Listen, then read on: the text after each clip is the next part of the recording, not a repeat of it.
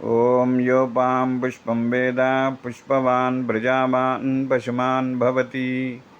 चन्द्रमा वा अपां पुष्पं पुष्पवान् प्रजावान् पशुमान् भवति। य एवं वेद योपामायतनं वेद आयतनवान् भवति। अग्निर्वा अपामायतनम् आयतनवान् भवति।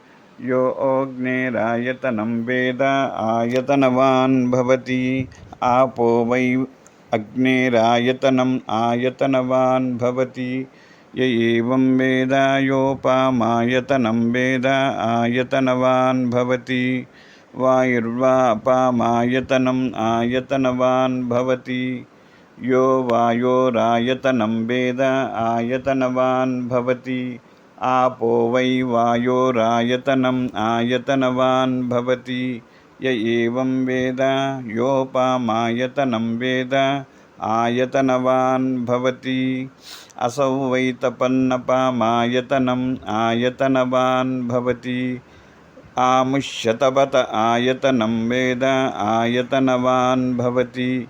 आपो वै आमुष्यतपत आयतनम् आयतनवान् भवति।